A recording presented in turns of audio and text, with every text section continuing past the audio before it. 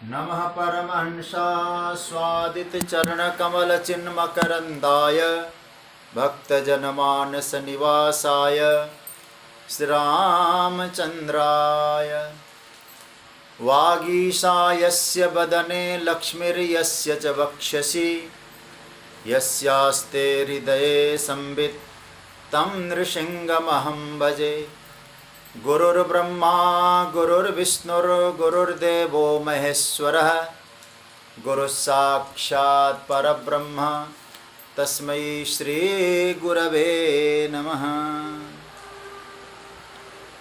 भगवत चरण कमलानुरागी मेरे सभी प्रिय आत्मीय भगवत प्रेमीजन स्वजन, आप सभी का स्वागत अभिनंदन, आप सभी को मेरा प्रणाम। जय सिया राम, जय श्री कृष्ण। प्रभु की मंगलमयी कृपा हम सब पर बरस रही है। भगवत चरित्र का, भगवत चिंतन को श्रवण करने का सद्भाग्य हम लोग प्राप्त कर रहे हैं। भगवान की अहेतु की कृपा का यह परिणाम है। भगवान की वाणी का रसास्वादन हम सबको प्राप्त हो रहा है। प्रभु की मंगलमय कृपा से श्रीमद् भगवद गीता के सांख्य योग के प्रकरण में कल 38वें श्लोक में हम लोगों ने प्रवेश किया था। उससे पूर्व के 8 श्लोकों में अर्जुन की सारी दलीलें भगवान ने पूरा कर दिया, ध्वस्त कर दिया। अब उसके बाद भगवान यहाँ अर्जुन के प्रश्न का मानो उत्तर दे रहे हैं। अर्जुन ने कहा था युद्ध करूंगा तो मुझे पाप लगेगा। भगवान 33वें श्लोक में और 38वें श्लोक में दो भिन्न भिन्न बातें कह रहे हैं। 33वें श्लोक में तो भगवान ने ये कहा था कि तू पाप की बात करता है, पाप तो लगेगा तुझे, क्योंकि पहले अध्याय में अर्जुन ने कहा था कि पाप तुझे लगेगा, कि मुझे पाप लगेगा युद्ध करूंगा तो। भगवान ने कहा युद्ध करेगा पाप लगेगा, ऐसा तू सोच रहा था। युद्ध नहीं करेगा, संग्राम मम न करिष्यसि, युद्ध नहीं करेगा तब पाप लगेगा। और युद्ध करे तो पाप नहीं लगेगा क्या? तब भगवान कहते हैं देखो, युद्ध करने के तरीके को समझो, युद्ध के पीछे की भावना को समझो। युद्ध तेरे लिए कर्म है, तो कैसे समझें? तो 38वें श्लोक में भगवान ने इस बात को बहुत स्पष्ट ढंग से बताया है। तो केवल कल हम लोगों ने प्रवेश किया था और यह भगवान का महत्वपूर्ण संदेश है। इसको और कुछ गहराई में चिंतन करने का प्रयास करेंगे। आइए पहले हम लोग इस श्लोक का पाठ करें। 38वां श्लोक बड़े आनंद के साथ भगवान कह रहे हैं, आपके स्क्रीन में श्लोक आया है। सुख दुखे समे कृत्वा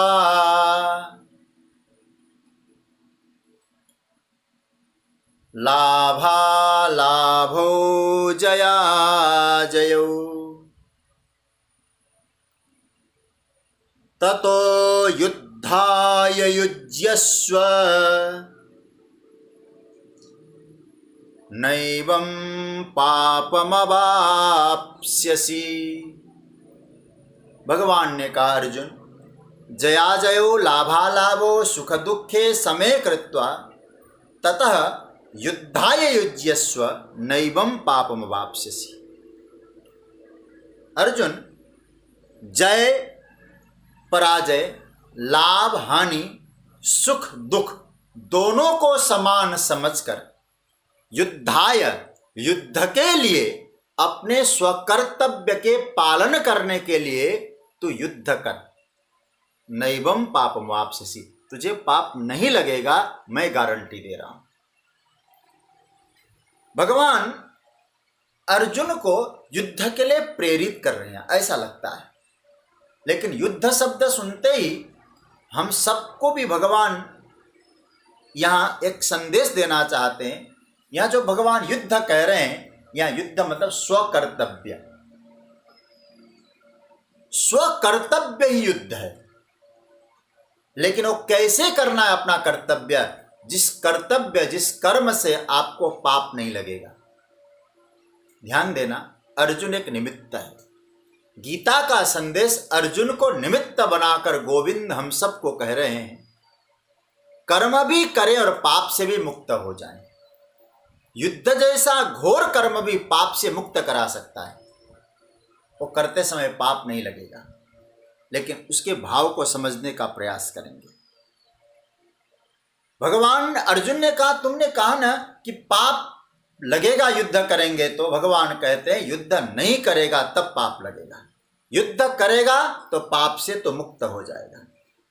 भगवान स्वच्छंद नहीं बना रहे अर्जुन को, पहले दृष्टिकोण को समझ लें। जब कभी कभी इस गीता को बिना गुरुमुख से अथवा अपने आप समझने की कभी कभी हम लोग कोशिश करते हैं ना, तो शायद हम चूक जाते हैं उन सूत्रों को समझने में।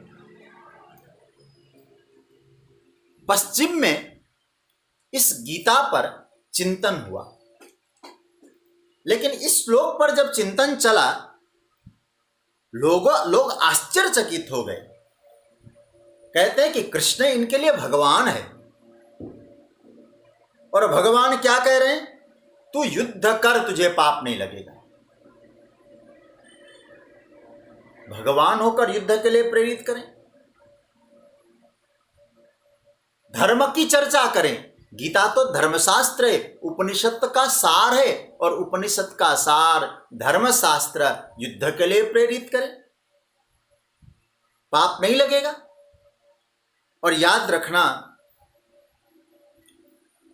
बुरा नहीं मानना, प्रायः धर्मों ने, मैं धर्मों शब्द का प्रयोग कर रहा हूं, अलग अलग धर्म ने, अलग अलग संप्रदाय वालों ने पाप के नाम पर हम सबको डर जरूर दिखाया है। कई बार ऐसा हुआ है, लोगों को लगता है डर नहीं दिखाएंगे तो पाप में, कर्म में, धर्म में कैसे लगेंगे। तो धर्म में लोगों को तभी लगाया जा सकता है जब लोगों को डर दिखाएंगे, लेकिन गीता का सिद्धांत विलक्षण है।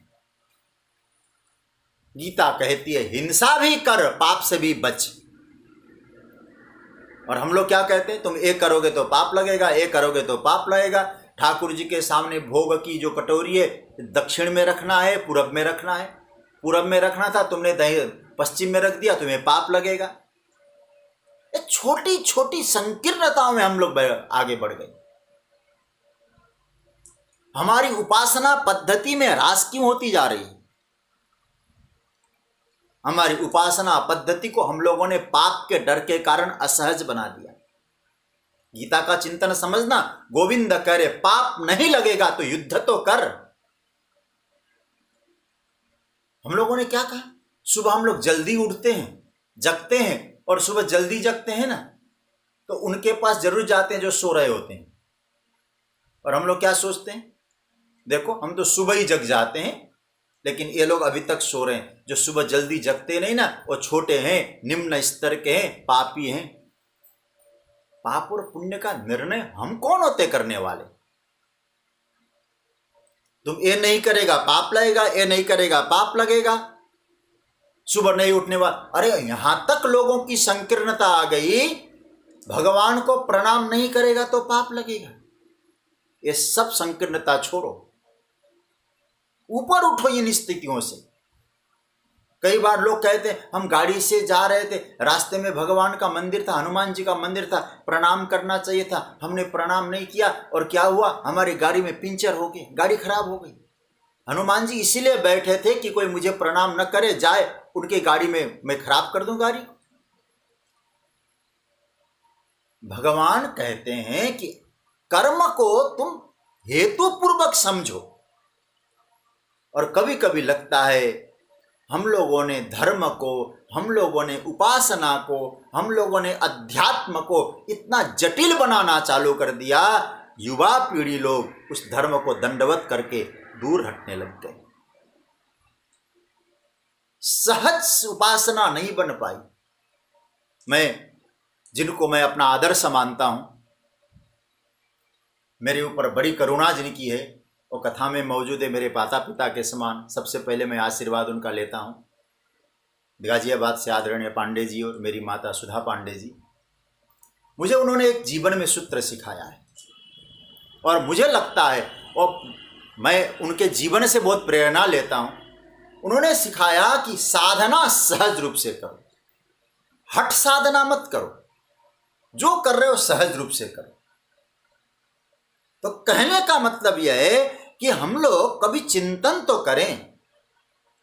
पाप के नाम पर धर्म का कारोबार ज्यादा नहीं चलता है, और कोई चलाने की कोशिश करेगा तो फिर पतन ऐसा होगा, वहां फिर कोई बचाने वाला भी नहीं होगा। थोड़ा समझ लेना। भगवान कहते हैं, और क्या हुआ, मैं अभी कुछ दिन पहले कुछ अखबार पढ़ रहा था। उन अखबारों में क्रिश्चियनिटी की कुछ बातें मैं पढ़ रहा था कि यूरोप की तरफ पहले क्रिश्चियनिटी में यही होता था कि धर्म के नाम पे डर दिखाया जाए। और मैंने पढ़ा नहीं हूं, इसलिए मैं पूरी तरह से प्रामाणिकता से कह नहीं पाऊंगा, लेकिन मैंने वहां ये भी पढ़ा कि बाइबल में ऐसा लिखा है कि एक सुई की छिद्र से एक हाथी निकल जाए संभव है, लेकिन किसी श्रीमंत को स्वर्ग नहीं मिलने वाला, क्योंकि उसने धन कमाया, पाप पूर्वक कमाया। तो क्या हुआ जानते हैं? फिर लोगों ने कहा एक काम करो, तुझे स्वर्ग चाहिए? बोले हाँ, स्वर्ग तो सब चाहिए, चाहते हैं। तो कहा कि तुझे स्वर्ग चाहिए तो तुमने धन कमाया, हमें डोनेशन दो, हम तुझे स्वर्ग का सर्टिफिकेट दे देंगे।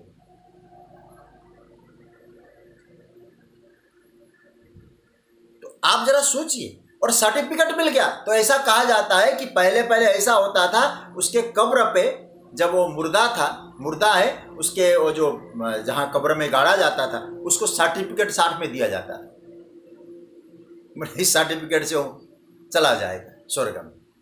तो कहने का मतलब यह है, यूरोप में यह इतिहास सुना है कि मैंने सदियों तक चला, लेकिन ये 38वां श्लोक सुनकर ऐसे लोग चौंकेंगे नहीं क्या? भगवान कहते तू युद्ध कर, तुझे पाप नहीं लगेगा। एक गजब का सूत्र है, इसकी गहराई में उतरना पड़ेगा। कई लोगों को लगता होगा भगवान ने फ्री हैंड दे दिया, उसको स्वच्छंद बना दिया, तुझे जो करना है कर ले अर्जुन, तुझे पाप नहीं लगेगा। लेकिन याद रखना, यहाँ उत्श्रृंखल भगवान नहीं बना रहे, इसलिए गीता के सूत्र को समझना है, इस श्लोक को अच्छी तरह से जानना है। भगवान ने नीचे एक शब्द दिया है, ततो। संस्कृत का नॉलेज हो ना तो शास्त्र पढ़ने में मजा आता है। ततो युद्धाय युज्यस्व, ऊपर की जो बात कही, सुख दुखे समे कृत्वा लाभा लाभो जया जयो, इसका अर्थ क्या है? सुख दुख, लाभ हानि, जय पराजय, इनको समान मानकर, समान समझकर, समान करके, तथा उसके बाद देखो युद्ध कब करना है? ऊपर की भावना तुम्हारे हृदय में उतर जाए तब युद्ध में जाओ। ऊपर की स्थिति तुम्हारे में आ जाए फिर तुम यात्रा करो, युद्ध के लिए यात्रा करो। भगवान ने नहीं कहा कि तू हाथ में तलवार ले चल मार सबको। भगवान ने कहा युद्ध करने जा रहा है, मारेगा भी तुझे पाप नहीं लगेगा, लेकिन ये 6 बातें जीवन में आ जाए। इसलिए गीता को अनुवाद के आधार पर समझना बड़ा कठिन हो जाएगा। ततो युद्धाय युज्यस्व, भगवान उन्मुक्त नहीं बना रहे, याद रखना, ये महत्वपूर्ण शब्द समझना। उसके बाद ततः सुख दुख समय कृत्वा लाभा लाभो जया जयो, ततः मतलब ये 6 चीजों को समझने के बाद उसके बाद युद्ध में लगो। नीचे युद्ध की बात आई है, ऊपर नहीं आई। याद रखना, रूपांतरण कर रहे हैं भगवान अर्जुन का, उन्मुक्त नहीं बना रहे, अर्जुन को रूपांतरण की यात्रा में ले जा रहे। सुख दुख को समान बना लो, हानि लाभ जय पराजय ये सब क्या है, याद रखना, इनको समान बनाना पड़ता है पहले। और एक बात कहूं, भगवान जो कहते हैं ना पाप नहीं लगेगा, और पाप और पुण्य क्या है, पाप क्या है और पुण्य क्या है, आप सोचिएगा थोड़ा सा। पाप और पुण्य एक कृत्य नहीं है, एक कर्म नहीं है, पाप और पुण्य क्रिया नहीं है, पाप और पुण्य भाव है। हमारा भाव ही पाप और पुण्य बन सकता है। भगवान आगे अब कर्म की व्याख्या करने जा रहे हैं ना, थोड़ी देर में कर्म की चर्चा करेंगे ठाकुर जी। तो कर्म की चर्चा से पहले भगवान यहां एक सूत्र दे रहे हैं जीवन को, कि कर्म के योग में, कर्मयोग में जा रहे हो, इन 6 सूत्रों को समझ के कर्मयोग में जाओगे तो जो काम करोगे वो पाप पुण्य से रहित हो जाओगे। कर्म को समझना चाहिए। हम लोगों ने क्रिया को और कर्म को एक जैसा मान लिया, लेकिन गीता ने क्रिया योग नहीं कहा, कर्म योग कहा है। याद रखिएगा सज्जनों, क्रिया को समझना, क्रिया करना क्या कर रहा है सरल है, लेकिन उसके पीछे जो कर्म की भावना है, कर्म योग है, उसको समझना। कई लोग आजकल क्रिया योग करते हैं, क्रिया योग नहीं, गोविंद क्रिया योग की चर्चा नहीं, कर्म योग की चर्चा करते हैं। क्रिया साधारण हो सकती है, हम क्या कर रहे हैं, लेकिन उस क्रिया के पीछे जो भाव है वो महत्वपूर्ण होता है। इसलिए मैं आपको एक बात और कहना चाहूँगा, क्रिया को देखकर कभी कभी हम लोग जब विश्लेषण करने लगते हैं, उस क्रिया का मूल्यांकन करने लगते हैं, और क्रिया को देखकर मूल्यांकन करके क्या कहते हैं, ये सत्कर्म है, ये दुष्कर्म है। नहीं, क्रिया को देख के कर्म का, उस कर्म के हेतु का विश्लेषण नहीं हो सकता, बल्कि यह है उस कर्म के पीछे, उस क्रिया के पीछे हेतु क्या है। वो कर्म बनता कैसे, क्रिया के पीछे के जो भाव से कर्म की क्वालिटी निर्माण होती है। वो क्वालिटी तय करता है कैसा कर्म कर रहा है। इसलिए मैं आपको एक बात और स्पष्ट करना चाहूंगा, कभी भी कोई भी क्रिया देखकर तुरंत उस कर्म का मूल्यांकन मत कर लेना, क्योंकि वहां ऊपर भगवान इसलिए कह रहे सुख दुख के समय कृत्वा लाभा लाभो जया जय। देखिए, 2 चित्र आपके सामने मैं रख रहा हूं, हालांकि मेरे पास चित्र नहीं है, मैं बता रहा हूं। 2 चित्र है। वो चित्र कैसे होंगे, एक महिला एक छोटे बेटे को हाथ यूं करके कान पकड़कर मानो चांटा लगाने की स्थिति में है और कुछ डांट रही है, ऐसा चित्र दिखाई दे रहा है। 2 चित्र हैं, ध्यान से समझना। उन दोनों चित्रों में बालक एक ही है, एकदम सेम चित्र है, चित्र में अंतर नहीं है।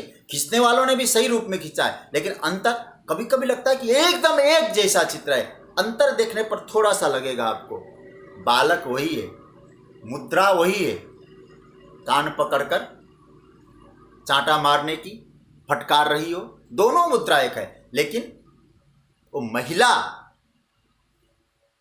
जो फटकार रही है, कान पकड़ रही, वो महिला दोनों चित्रों में अलग अलग है, लेकिन बालक एक है। अब चित्र को देखिए और आप विश्लेषण करने लगिए, एक ही तो भाव है, नहीं, वहां समझना है। चित्र को देखकर आप भाव को समझना पड़ेगा, फिर आप गहरा तुरंत मूल्यांकन नहीं कर सकते आप। तो क्या होगा, पहला जो फोटो है उसमें एक पड़ोसन है, हुआ क्या था, कंपाउंड में बालक खेल रहा था, क्रिकेट खेल रहा था। दोपहर का समय था। उस क्रिकेट में वो गेंद बॉल आया और उसने जैसे यूं मारा, ज़्यादा जोर से भी नहीं मारता, टेनिस वाला गेंद था, और गेंद जाकर उस महिला के पड़ोसन की खिड़की में धीरे से लगा। खिड़की को भी कुछ नहीं हुआ, न कोई आंच आई, न कोई दाग लगा, न कुछ हुआ। केवल ये हुआ कि वो आराम कर रही थी, उसकी नींद खुल गई। वो आकर उस बालक को कान पकड़कर हाथ यूं करके कुछ फटकार रही। हालांकि उसका कुछ भी नहीं बिगड़ा था, बालक है, जानबूझकर तो किया नहीं था उसने। हाँ, कुछ बिगड़ता तो भी कुछ बात थी। और दूसरा फोटो, बालक वही है, बाहर वो गेंद खेल रहा था, क्रिकेट खेल रहा था। माँ ने कहा, बेटा एग्जाम निकट है, परीक्षा निकट है, और इस वक्त तुम खेल रहे हो, ये ठीक नहीं है। बालक ने कहा, नहीं मम्मी, मैं थोड़ी देर खेलूंगा। बालक जबरदस्ती करने लगा तो माँ ने जाकर बैट हाथ में ले लिया, गेंद हाथ में ले लिया, और बालक को आकर कान पकड़ रही है और कहते, बेटा नहीं मानोगे ना तो मैं चांटा लगाऊंगी तुम्हें। तुझे पढ़ना है, पढ़ लिख ले अच्छी तरह से, बाद में खेल लेना। अब आप थोड़ा सा चिंतन करिए। अब क्रिया एक हुई दोनों की। पड़ोसन जो डांट रही है, मारने को कह रही है, उसके भाव में और मां के भाव में कितना अंतर है। एक वहां जो कर्म कर रही है वो गलत कर्म कर रही है। डांटना उसके लिए गलत है, फटकारना उसके लिए गलत है। अरे भाई, कह सकती थी, बालक को क्यों मां, तो मां को कहती जाके। वो गलत कर रही है। दूसरा, वो मां ठीक कर रही है अपनी मां, क्योंकि बालक को सुधारना है, पढ़ाई के लिए कर रही है, उसके हित की बात कर रही है। इसलिए सज्जनों, मैं आपसे जो कहना चाह रहा हूं, पड़ोसन की डांट वो गलत कर्म है और मां की डांट वो सत्कर्म है। चित्र एक है, भाव बदल गए। इसलिए मैं आपसे कहूं, कर्म किसको कहेंगे? क्रिया, उसके बाद प्लस हेतु, और फिर जो करिए, जोड़ लगाइए, फिर क्या मिलेगा? कर्म। और फिर वो कर्म की व्याख्या में आगे जाके आप कहिए सत्कर्म और असत्कर्म। तो सत्कर्म और असत्कर्म का विश्लेषण कब होता है? क्रिया के साथ हेतु जुड़ जाता है। एक ही क्रिया हेतु जब बदल जाए, वो क्रिया ही सत्कर्म और असत्कर्म बन जाता है। इसलिए गीता में क्रिया की नहीं, कर्म की चर्चा मैं बार बार कहता हूं। इसलिए दुनिया की जो अदालत है आपके क्रिया पर ध्यान देती है, तब आपको दंड का निमित्त बनाया जाता है। और हमारा परमात्मा का जो अदालत है वो क्रिया पर नहीं, क्रिया के पीछे जो हेतु है उस पर ध्यान देता है, और फिर निर्णय होता है हेतु क्या है। आप ध्यान से समझना, भगवान श्री कृष्ण गीता गा रहे हैं। अर्जुन, दुर्योधन ने गोविंद के लिए 56 भोग तैयार किया था। विदुर जी ने कोई तैयारी नहीं की थी, और वहां जाके केले के छिलके खाए या साग का टुकड़ा खाए, ये आप निर्णय कर लेना। लेकिन हमें ये देखने की आवश्यकता है, क्रिया तो है दोनों जगह, लेकिन एक जगह क्या क्रिया का हेतु क्या है, एक जगह क्रिया का हेतु क्या है। इसलिए भगवान यहां कह रहे हैं कि हे अर्जुन, कर्म तो बाद में तैयार होता है। यदि तुझे कर्म करके पाप से बचना हो तो पहले 6 बातें अच्छी तरह समझ लो। क्या? सुख दुखे समे कृत्वा लाभा लाभो जया जय। सुख दुख में, लाभ हानि में, जय पराजय में तो समान हो जा, तो फिर पाप नहीं होगा।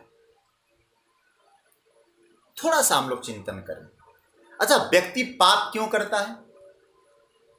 यदि मैं आपसे पूछूं व्यक्ति पाप क्यों करता है, तो कई लोग जवाब दे सकते हैं, अनजाने में करता है जी, जानबूझकर थोड़ी ना कोई पाप करता होगा। बुरा न मानना, अनजाने में पाप एक बार होता है, गलत करता भी होगा तो एक बार किया होगा उसने, और यदि बार बार करता है तो अनजाने में पाप नहीं कर रहा है, जानबूझकर कर रहा है। अब हम लोग थोड़ा सा और चिंतन में ले जाएं। अच्छा, पाप क्या है? पाप करता क्यों है? पाप किसको कहते हैं? अब ज़्यादा लंबी चौड़ी परिभाषा में नहीं जाना है, दो परिभाषा तो हम लोग प्राय जानते हैं। चोरी करना पाप है, झूठ बोलना पाप। अच्छा, चोरी करने वाला चोरी क्यों कर रहा है? झूठ बोलने वाला झूठ क्यों बोल रहा है? इन विश्लेषणों पर चिंतन करिए थोड़ा, तब लाभालाभ हो जया जय समझ में आएगा। झूठ बोलने वाला झूठ के लिए झूठ नहीं बोल रहा है, चोरी करने वाला चोरी के लिए नहीं कर रहा है। किस लिए कर रहा है? चोरी करने वाला लाभ के लिए कर रहा है, झूठ इसीलिए बोल रहा है उसे लाभ हो रहा है वहां। अच्छा, उसको लाभ नहीं होता तो झूठ बोलता? उसको लग रहा है झूठ बोलने से मुझे लाभ हो रहा है, इसलिए वो झूठ बोल रहा है, और भगवान पहले उसकी वो बातें हटा देते हैं। तो चोरी जो कर रहा है सुख पाने के लिए, दुख कम करने के लिए, लाभ पाने के लिए, नुकसान कम करने के लिए। झूठ बोलने वाला इसीलिए झूठ बोल रहा है, उसे कहीं फायदा हो रहा है। इसलिए भगवान ऊपर क्या कहते हैं, हम लोग जो भी गलत काम क्यों कर रहे हैं, भगवान कहते हैं सुख दुख, लाभ हानि, जय पराजय, ये 6 हेतुओं को लेकर हम लोग काम में प्रवृत्त होते हैं, और पाप तभी करते हैं। क्यों? और ध्यान से समझना बात को, सुख दुखे समय कृत्वा। सुख और दुख, हम पाप क्यों कर रहे हैं? हमें सुख बने रहे, दुख मिट जाए। पाप क्यों कर रहे हैं? लाभ हो, हानि न हो। पाप क्यों कर रहे हैं? हमको विजय मिले, पराजय न हो।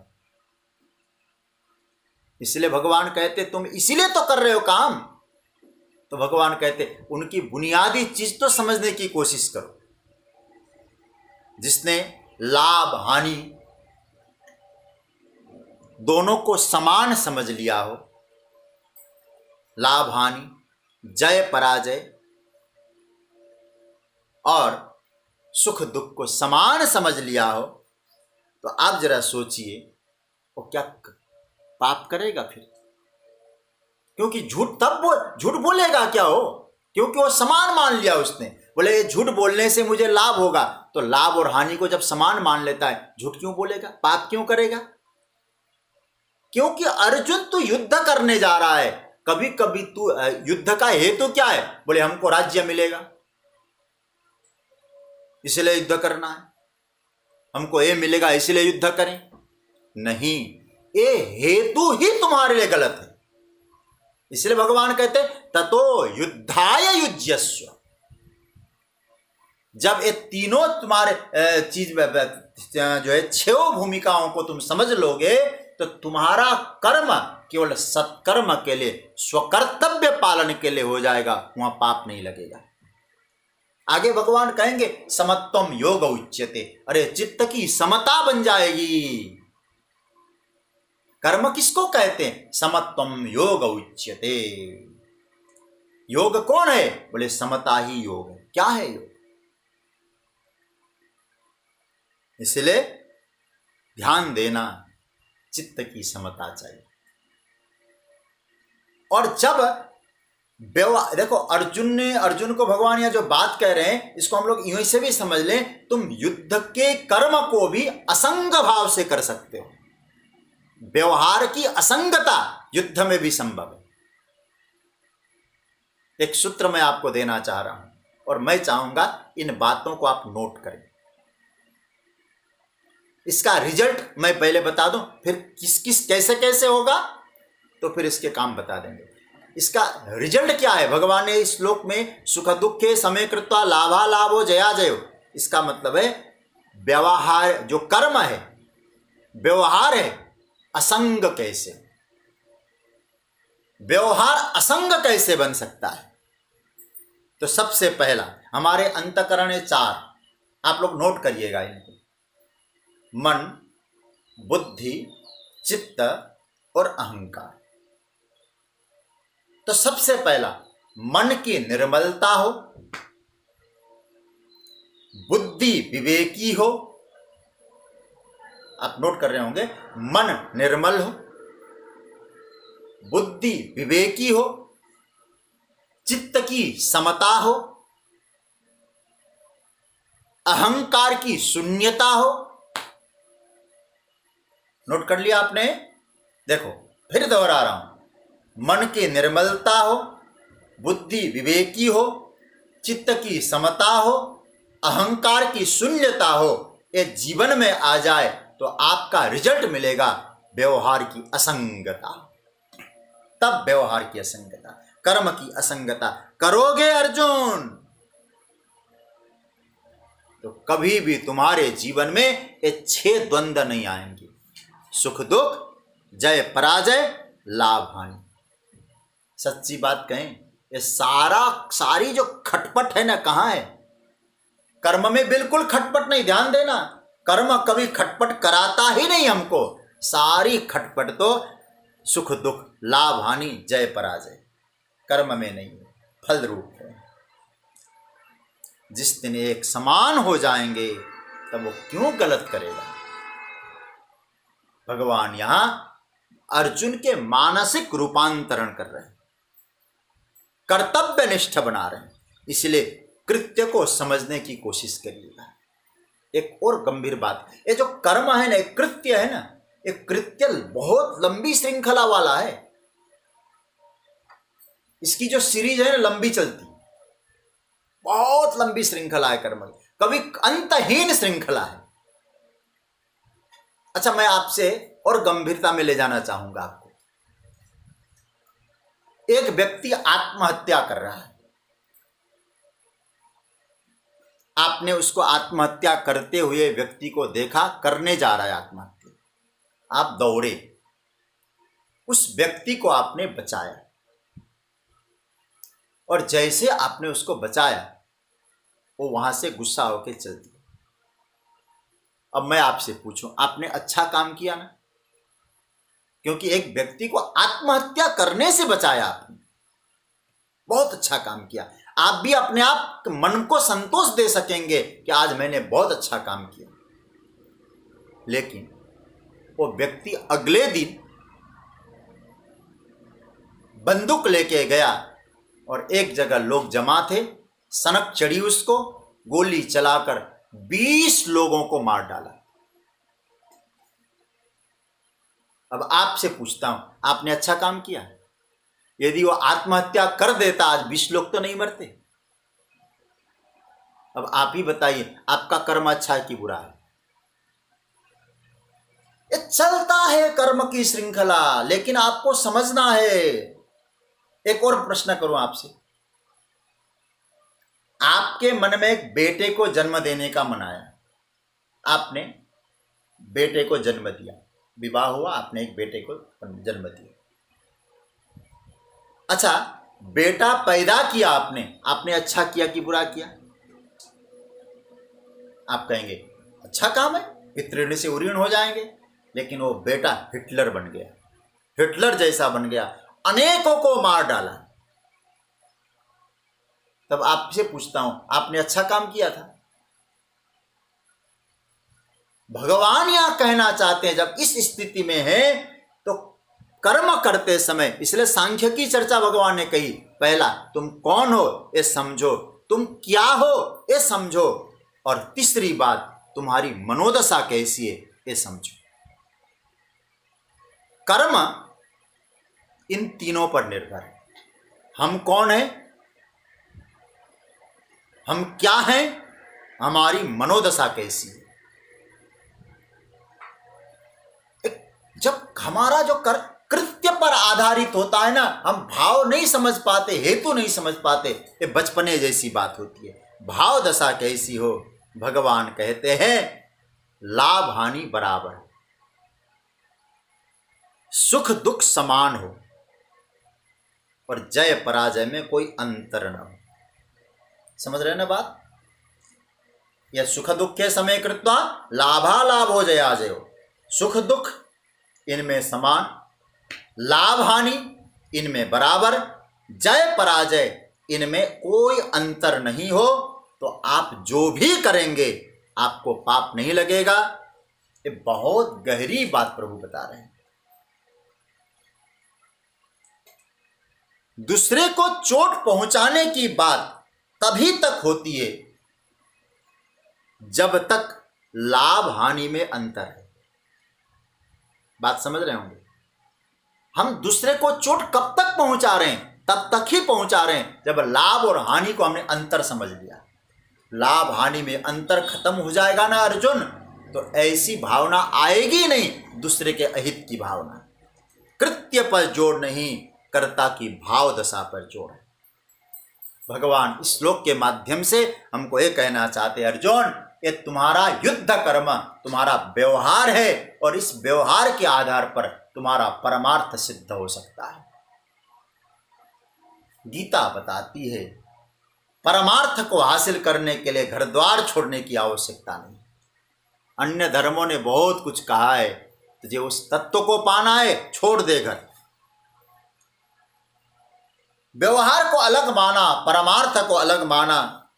लोगों ने कहा तुझे भजन का सुख चाहिए तो भवन छोड़ दे, भवन चाहिए तो भजन छोड़ दे। भगवान कहते कुछ छोड़ने की जरूरत नहीं है। जो कर रहे हो उस कृत्य पर, उस कर्म पर तुम अपने हेतु को समझ लो। संसार में रहकर भी तुम अध्यात्म के में अग्रसर हो सकते हो, संसार में रहकर भी तुम परमार्थ के शिखर में पहुंच सकते हो। घर छोड़ने की आवश्यकता नहीं। अर्जुन इतना ही नहीं, सामने आए हुए परिस्थितियों को स्वीकारो। युद्ध करना भी परमार्थ बन सकता है। कर्म महत्वपूर्ण नहीं है जितने कर्म के हेतु महत्वपूर्ण है। जो कर्तव्य सामने आया है उसको निष्ठा से, निष्काम भाव से करोगे, पाप कभी लगेगा नहीं, और युद्ध भी करोगे तो पाप नहीं लगेगा। पाप का हेतु तो किस भावना से है, हम कौन सी भावना से कर्म कर रहे हैं, ये महत्वपूर्ण है। तब भगवान यहाँ कहना चाहते हैं, इसलिए युद्ध के लिए मतलब कर्तव्य पालन के लिए हम लोग आगे बढ़ें, कर्म करें, स्वधर्म पालन करें, लेकिन उनको पालन करने से पहले भगवान कहते सुख दुख, लाभ हानि, जय पराजय, इनको तुम कंट्रोल कर लो। तुम्हारे द्वारा जो भी कृत्य होगा वो पुण्य ही होगा, पाप नहीं होगा। आपके द्वारा जो भी कर्म होगा अच्छा ही होगा, कभी गलत नहीं हो सकता, क्योंकि गलत तो तब होगा जब लाभ हानि में अंतर हो, जय पराजय में अंतर हो, और सुख दुख में अंतर। भगवान कहते हैं ये भाव जीवन में आ जाए, आपकी तो साधना, हर कर्म साधना बन जाए। न घर द्वार छोड़ना है, न कहीं जाना है, घर द्वार में ही हरिद्वार का आनंद ले लो।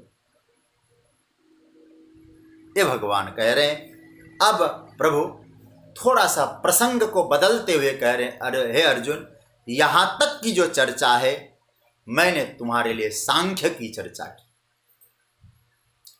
अब मैं तुम्हारे सामने कुछ कर्म की विशेषता पर चर्चा करूंगा, और जो मैं चर्चा करूंगा उसको ध्यान से सुनोगे तो कर्म बंधन से मुक्त हो जाओगे। इसलिए अब भगवान ने यहाँ से थोड़ा सा प्रसंग चेंज करने की सूचना दे दी। ठाकुर जी यहाँ से थोड़ा पटरी को बदल रहे हैं।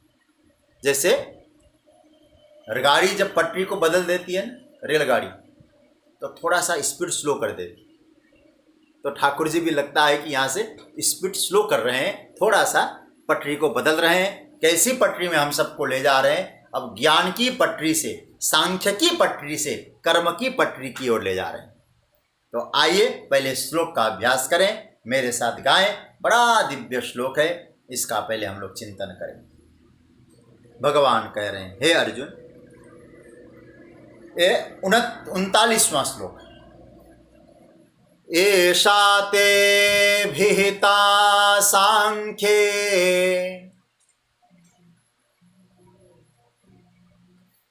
बुद्धिर्योगे त्विमां शृणु। बुद्ध्या युक्तो यया पार्थ कर्म बंधम प्रहास्यसि। भगवान करे पार्थ, इसका संस्कृत में पहले अर्थ देखें। पार्थ अन्वय, ऐसा बुद्धि ते सांख्ये अभिहिता तू इमाम योगे शृणु यया बुद्ध्या युक्तः कर्म बंधम प्रहास्यसि। भगवान कह रहे हैं अर्जुन, इस समबुद्धि वाली जो सांख्य जो मैंने तुमको बताई, समता बुद्धि वाली, जैसे सुख दुखे समय कृत्वा लाभा लाभो जया जयो, इस समता बुद्धि वाली जो सांख्य है, वो सांख्य को मैंने तुम्हारे सामने रखा।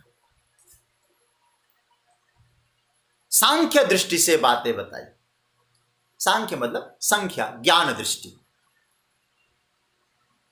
तू अब इमाम योगे शृणु, अब तू इसी विषय को, जो विषय मैंने सांख्य दृष्टि से बताया, इसी विषय को तू योग दृष्टि से सुनो, योग के माध्यम से सुनो। योग मतलब कर्म योग, सांख्य मतलब ज्ञान। तो भगवान कहते हैं अच्छा, अर्थात जो तुमको अभी तक मैंने बताया, इस समबुद्धि वाली जो बात है सांख्य की दृष्टि से बताया, अब वही बात मैं तुमको योग की दृष्टि से, कर्मयोग की दृष्टि से बताऊंगा। और इस कर्मयोग में तू पैर रखेगा, कर्मयोग की दृष्टि से चलेगा, इसका क्या मिलेगा? बोले कर्म बुद्ध्या युक्तो यया पार्थ, इस कर्मयोग पर तुम चलेगा, कर्म बंधम प्रहास्यसि, कर्म बंधन से मुक्त हो जाएगा। ध्यान से समझना, कुछ बातें अब यहां समझने जैसी बात है। भगवान कहते हैं विषय वही है, सब्जेक्ट वही है, अधिक मैंने विषय को परिवर्तन नहीं किया है। अब तक सांख्य दृष्टि से समझाया, अब तुझे योग दृष्टि से समझा रहा हूं, कर्म दृष्टि से समझा रहा हूं। जिसको मैंने पहले सांख्य दृष्टि से समझाया था, अब उसे योग दृष्टि से समझा रहा हूं। सांख्य दृष्टि का मतलब होता है ज्ञान दृष्टि। ध्यान से समझना, मैंने शायद पहले दिन भी कहा था, सांख्य संख्या से बनता है। संख्या क्या है? एक, मैं, फिर और। मैंने एक उदाहरण दिया था ना, कि जैसे कोई 10 लोग नदी पार कर रहे थे, तो 10 लोग पार जा रहे थे और वहाँ जाके सब रोने लगे, क्योंकि गिनते समय 1 2 3 4 5 9 होता है, स्वयं को भूल जाता है, स्वयं की संख्या भूलने के कारण दुखी है। सांख्य किसको कहा गया? सांख्य कहा गया हम स्वयं कौन है, पहले स्वयं को जानो, फिर सबको जान जाओगे। स्वयं को न जान के दूसरों की गिनती करोगे तो रोओगे। दूसरा कौन है? इसलिए सांख्य में तत्व की चर्चा है। जैसे मैंने आपसे कहा था ना, 25 तत्व की चर्चा की थी मैंने, आप लोगों को याद होगा। और 25 तत्व, 25वां प्राण तत्व था, और जाके फिर वो चेतन आत्मा की हमने चर्चा की। तो मैं आपसे जो कह रहा हूं, आप तत्वों को गिनो, सबको गिनो, लेकिन आपके बिना सब कुछ व्यर्थ है। तो आप हैं, सब हैं, आप नहीं तो कुछ नहीं। शरीर, इंद्रियां, मन, बुद्धि, ये सब क्या है? आप हैं तब हैं, आप नहीं तो क्या करेंगे सब। इसलिए आपकी गिनती हो, ये सब चलेगा। मैं समझ लो तो सब जान जाओगे। यह है सांख्य। अब भगवान इसी को योग की भाषा में, कर्मयोग की भाषा में कहेंगे। भगवान कहते बात वही है, केवल दृष्टिकोण भगवान कहते अब कर्म के दृष्टिकोण से समझा रहा हूं। जिस कर्म का दृष्टिकोण को धारण करके तो कर्म बंधन से मुक्त हो जाएगा। हमारे यहाँ 2 प्रकार के शास्त्र हैं, आप इसको नोट कर लीजिएगा, बहुत अच्छा काम आएगा बाद में आपको। पहले प्रकार का जो शास्त्र है वो अस्थि प्रदान शास्त्र है, और एक शास्त्र है अस्तु प्रदान शास्त्र प्रधान। समझ रहे होंगे, अस्थि प्रधान शास्त्र और अस्तु प्रधान शास्त्र। अस्थि प्रधान किसको कहेंगे? संस्कृत भाषा में अस्थि शब्द का अर्थ होता है, और अस्तु शब्द का अर्थ है हो। ठीक है, जैसे आशीर्वादात्मक अस्तु, उसकी अभी मैं चर्चा करूंगा। देखिए, अस्थि प्रधान किसको कहेंगे? ये है, उसको उसी रूप में आपको स्वीकारना होगा। जैसा है उसी रूप में आप स्वीकार करें, ये अस्थि, और बदलेगा नहीं। हाँ, भ्रम बस हमने कोई और चीज देखी हो, लेकिन वास्तविकता समझ लिया, वो वास्तविकता नहीं बदलती। जैसे अंधेरे में आपने रस्सी में सर्प समझ लिया हो, उजाले में रस्सी ही रहेगी, सर्प नहीं होगा। अंधेरे में आपके पास 2000 का नोट आया, उजाले में 2000 के 10 नोट नहीं होंगे, अथवा 2000 की नोट की जगह 500 का नोट नहीं होगा, बदलेगा नहीं। अस्थि मतलब है, उसको स्वीकारो। अब इसको यूं भी समझ सकते हैं, जैसे हम लोग जीव विज्ञान में जाते हैं तो क्या कहा जाता है?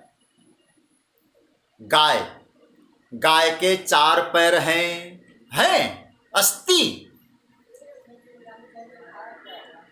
उसको स्वीकारना पड़ेगा। आप दलील देते रहेंगे 4 पैर क्यों हैं, आपकी दलील वहां नहीं चलेगी। अस्थि प्रधान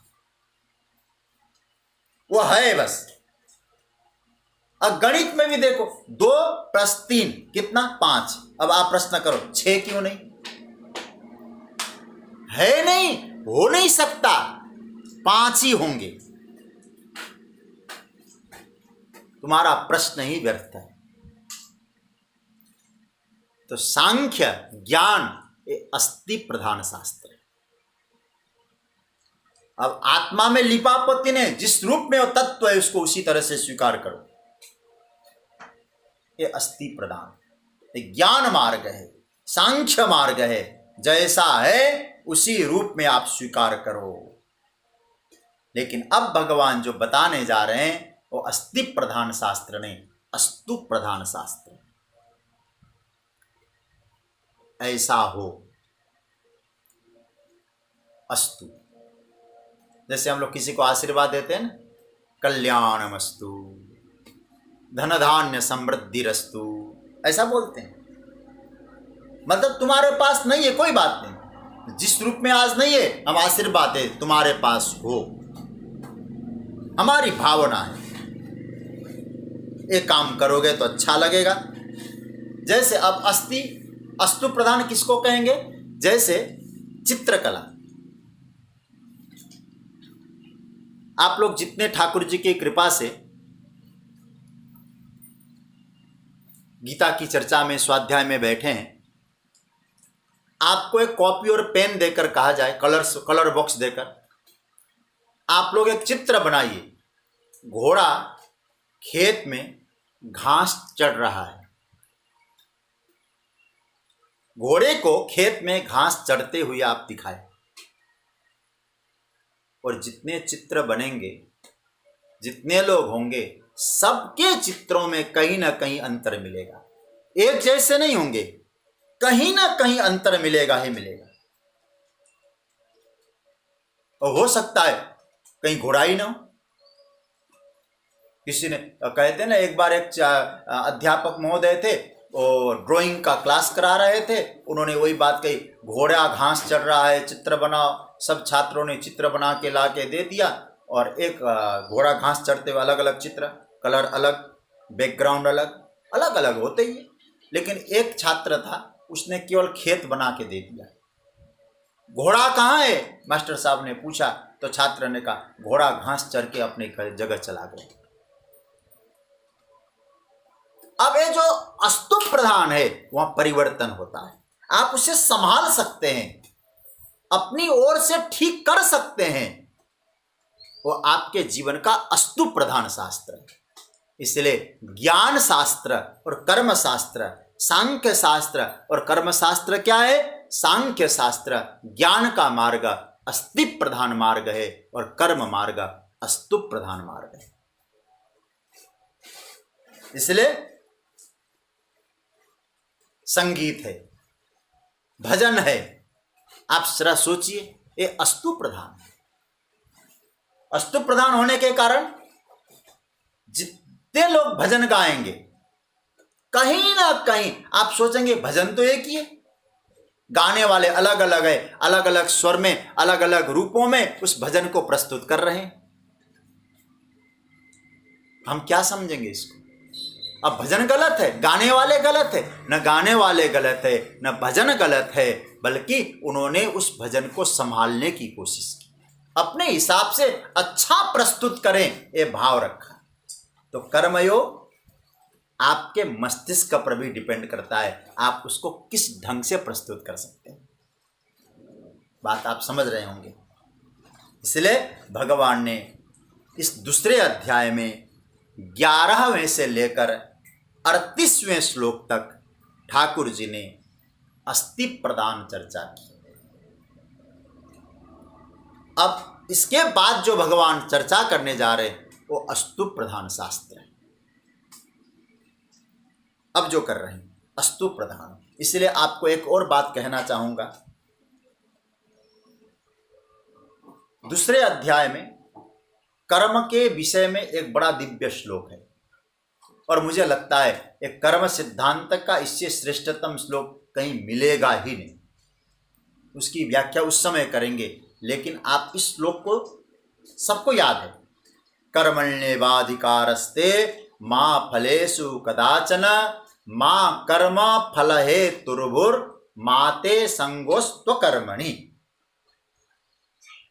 सज्जनों ध्यान दें, भगवान कहते कर्मणि एव अधिकारते, कर्म में तुम्हारा अधिकार है, मां फलेषु फल में तुम्हारा अधिकार नहीं, मां कर्म फल हेतुर्भु, कर्म फल का हेतु मत बनो। लेकिन आगे अंत में क्या कहते?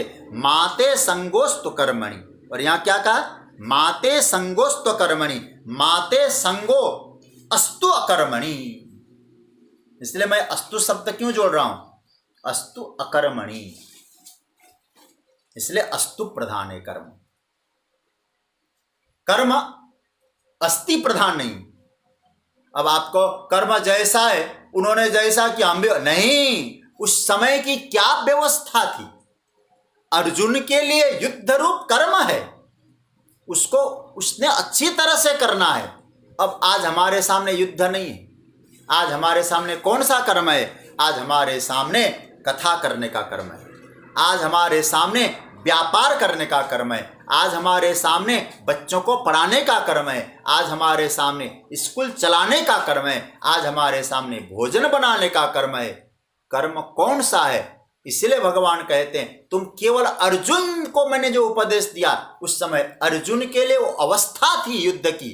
और आज मैं भी तुमसे कहूं यही काम करो तो नहीं, तुम्हारे सामने जो उपस्थित कर्म है उसको तुम संभाल के करो, यही अस्तु प्रधान है।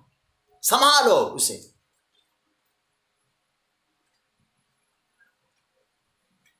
उनको जो कर्म मिला, हमको ऐसा कर भाई, अपनी अपनी स्थिति से याद रखना।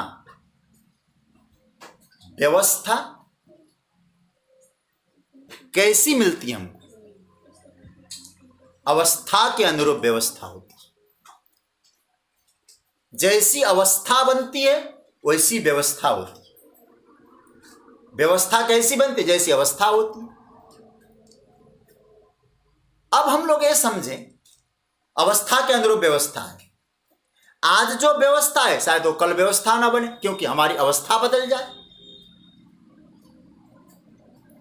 अवस्था के अनुरूप व्यवस्था बनाई जाती है, और आप ये समझें कल अवस्था जैसी थी आज भी वैसी अवस्था हो, नहीं, व्यवस्था बदलती है। और जब व्यक्ति एक ही व्यवस्था को लेकर बैठ जाता है ना, वो गड़बड़ा जाता है समाज में, समाज की अवस्थाएं बदलती है, तो इसी अनुरूप व्यवस्था बना होती है। अब आप पहले लोग क्या स्थिति में थे, कैसी स्थिति में थे, यहां से वहां पहुंचने के लिए कितना समय लगता था, आज भारतवर्ष के कहीं भी कोने से किसी भी कोने में पहुंचो 3-4 घंटे में पहुंच जाएंगे। अवस्था बदल गई, व्यवस्था बदल गई। तो कहने का मतलब यह है, भगवान कहते हैं ये अस्थि प्रधान शास्त्र नहीं, अस्तु प्रधान शास्त्र है। इसलिए अब तक जो अर्जुन मैंने अस्थि की चर्चा की, अब अस्तु की चर्चा करूंगी। अस्तु का मतलब तुम संभाल सकते हो, जैसे अस्तु का के आशीर्वाद देते हैं ना, तो भगव भावना ये रहती है जो मैंने कहा, तुम्हारे जीवन में सुख समृद्धि हो, था नहीं बने, तो हम भी कर्म को ठीक ढंग से रख सकते हैं। तब भगवान कहते हैं इस कर्म मार्ग में चलने से क्या होगा, तब भगवान कहते हैं बुद्धिया युक्तो यया पार्थ कर्म बंधम प्राश्यसि। हे अर्जुन, इस कर्म योग में तुम लगोगे, निष्काम भाव से लगोगे, तो मैं तुमको वचन देता हूं, अथवा अर्जुन के माध्यम से हम सबसे कह रहे भगवान, कभी भी जीवन में कर्म बंधन नहीं होगा। क्यों नहीं होगा? क्योंकि आपने उनको अच्छी तरह से समझ लिया। आप बहुत ध्यान से समझना इस बात को। समझ लिया मतलब पहले सांख्य फिर कर्म। सांख्य का मतलब क्या है? ज्ञान। ज्ञान का मतलब समझ। आपने जो ज्ञान पाया, सांख्य को पाया, जीवन में अनुभव करो और कर्म में लगो। अच्छा, पाप पुण्य बुरे हैं ये हमने सुना है, अनुभव में आ जाए तो हम उसको करेंगे क्या? भगवान कहते हैं देखो, अनुभव में लाना आवश्यक है। जानना एक बात है, उस जानी हुई चीज को अनुभव में लाना दूसरी बात है। मैं आत्मा हूं ऐसा हमने सुना है, अब आप ही से मैं पूछूं इसका अनुभव कितनों को है? कितने हम लोग ऐसे हैं कि जो आत्मा, हम आत्मा इसका अनुभव कह सकते हैं? तो इसका मतलब है यदि ये अनुभव हो जाए, ज्ञान हो जाए, तो उसे कहते सांख्य।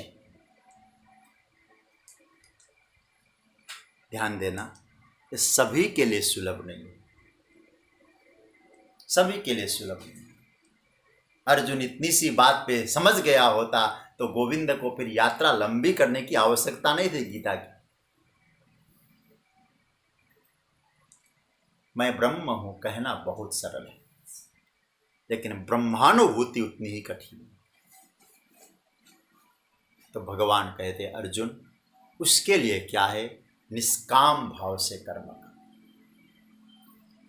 एक बार तूने आत्मा का स्वरूप समझ लिया तो तुझे कुछ भी आवश्यकता नहीं है। लेकिन उस स्तर में सब लोग नहीं पहुंच सकते हैं, तो भगवान कहते हैं अर्जुन, अब मैं तुझे दूसरा मार्ग पर सुझा रहा हूं। उस मार्ग का नाम है कर्म मार्ग। और इस मार्ग पे भी चलोगे ना अर्जुन, कर्म मार्ग पे चलोगे, कर्म बंधम प्राश्यसि, कर्म का बंधन लगेगा ही नहीं। ये तो ठाकुर जी ऐसी बातें कह रहे हैं, ये बहुत बड़ा कोयले का खदान है, सफेद सूट बूट पहन के आओ, जाओ, पहन के आया, चले जाओ अंदर। महाराज क्या होगा? मैं तुझे वचन देता हूँ, इस कोयले के खदान के भीतर घूम के आ जाना, तुझे कोयले का कालापन नहीं लगेगा। यही भगवान कहते कर्म करो, कर्म का बंधन लगेगा नहीं, ये मैं गारंटी देता हूँ। क्यों? लेकिन वो कैसे नहीं लगेगा, इस बात को भगवान कहते पहले तो सुख दुख के समय कृत्वा लाभालाभ हो जया जय कहा, उसके बाद कहा कि वो जो ज्ञान चर्चा है उस ज्ञान अनुभूति का विषय है। अनुभव करो, फिर तुम आगे कर्म बंधन में लगो। और जो इसको कर्म तत्व को जो समझ जाएगा, अस्तु शास्त्र को समझ जाएगा, वो निश्चित रूप से वो भविष्य में कर्म बंधन से मुक्त हो जाएगा। पुनः याद दिला दूं, अस्थि प्रधान जो शास्त्र है और ज्ञान शास्त्र है, और अस्तु प्रधान जो शास्त्र है, कर्म शास्त्र है, अस्तु प्रधान आप इसको संभाल सकते हैं। ज्ञान तो जैसा है वैसा अनुभव करना पड़ेगा, लेकिन कर्म तो हम अपने हिसाब से ठीक ढंग से सजा के संवार के कर सकते हैं। भगवान यही सूत्र देते हैं। आगे की चर्चा कल के प्रसंग में। कृष्णाय वासुदेवाय हरये परमात्मने प्रणतक्लेशनाशाय गोविंदाय नमो नमः। ओम शांति शांति शांति। ओम।